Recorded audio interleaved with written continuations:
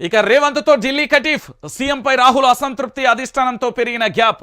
నాడు రేవంత్ ఏం చెప్పినా తలూపిన పెద్దలు.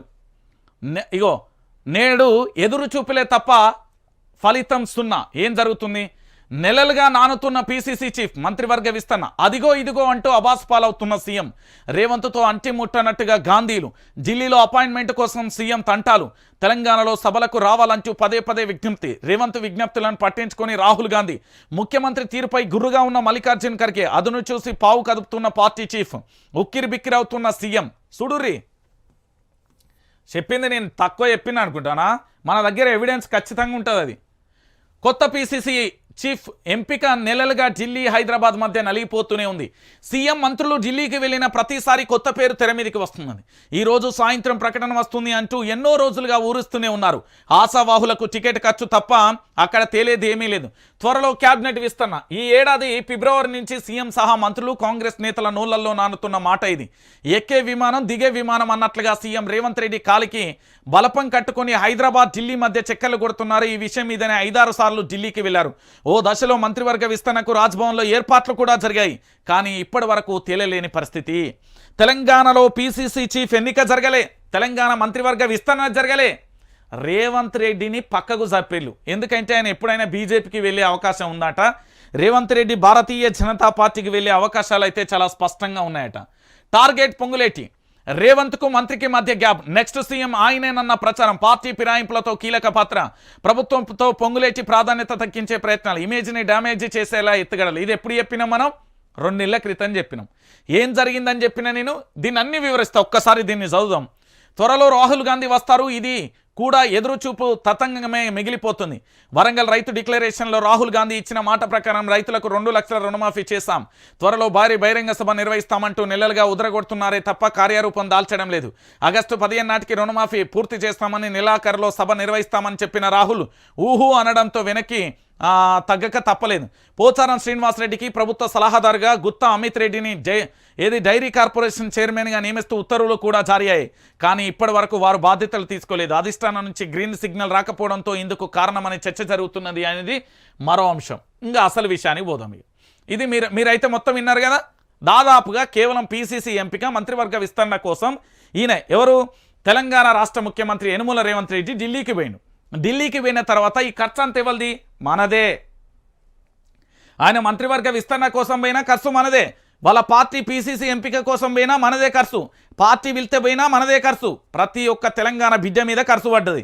ఇక ఇంకొక విషయం ఏంటంటే రేవంత్ రెడ్డికి ఇక్కడ రాహుల్ గాంధీకి మధ్య గ్యాప్ ఎట్లొచ్చింది, ఏం కథ అనేది చాలామందికి తెలియదు. ఇక చెప్తా నేను. ఇది మహాభారతమో లేకపోతే భగవద్గీతో రామాయణమో ఇంకేదో కాదు. ఇందులో అదన్న కనీసం భవిష్యత్తు తరాలకు మన జీవన విధానం ఏ విధంగా ఉండాలనే ఒక మాన్యువల్ బుక్ లెక్క మన జీవిత గమనాన్ని, మన సాంప్రదాయం అన్నింటినీ చెప్తుంది. కానీ ఇక్కడ కాంగ్రెస్ పార్టీకి సంబంధించి ఎట్లున్నది అంటే వీళ్ళ పరిస్థితి. రేవంత్ రెడ్డి ఢిల్లీ కటీఫ్. ఎందుకు కటీఫ్ అయింది అంటే రేవంత్ రెడ్డి మీద ఇప్పటికే సొంత పార్టీకి సంబంధించిన కాంగ్రెస్ ఎమ్మెల్యేలు, ప్రస్తుత ఎమ్మెల్యేలు, వీళ్ళు కాంగ్రెస్ ఎమ్మెల్యేలు 28 మంది ఫిర్యాదు చేశారు. మీకు తెలుసో లేదో, హైడ్రా ప్రారంభమైనప్పటి నుండి ఇప్పటి వరకు ఫోన్లు 1 కాదు 2 కాదు టక పోతూనే ఉన్నాయి. ఒకటి నెంబర్ 1. రెండోది ఏంటి అంటే రేవంత్ రెడ్డి నుండి ఆశించినంత పరిపాలన వస్తలేదు. వాళ్ళు ఏమనుకున్నారు అంటే రాహుల్ గాంధీ, ప్రియాంక గాంధీ, సోనియా గాంధీ, మల్లికార్జున్ ఖర్గే కానీ ఇతరత్ర నుంచి మనకు అందిన సమాచారం అంటే ఏఐసిసి నేతలుగా తెలంగాణలో ఉన్న మెంబర్స్, ఇతర రాష్ట్రాల ఏఐసిసి మెంబర్లు వాళ్ళ నుంచి వచ్చిన సోర్స్ ప్రకారం ఏంది అంటే మరో వైఎస్ రాజశేఖర్ రెడ్డి లెక్క తెలుగు రాష్ట్రాలకు సంబంధించి ఈయన భవిష్యత్తులో అంటే 2028లో అధికారంలోకి తీసుకొస్తాడు అని అనుకున్నారట. 2028 కాదు కదా, 2024లోనే ప్రభుత్వం కూలిపోకుండా ఎట్లా కాపాడుకోవాలనే ఆలోచనకు పడిపోయారట. వీళ్ళు ఏమనుకున్నారు అంటే కాంగ్రెస్ పార్టీ 2028లో ఖచ్చితంగా అధికారంలోకి తీసుకొద్దాం అనుకున్నారట. కానీ ఇవాళ ఏంది అంటే 2024లోనే పూర్తి స్థాయిలో ప్రభుత్వాన్ని కాపాడుకోవడం ఎలా అనే ఒక పుస్తకం, ఒక బుక్, ఒక డైరీ, ఒక పెన్ను బట్టి రాసుకుంటున్నారట.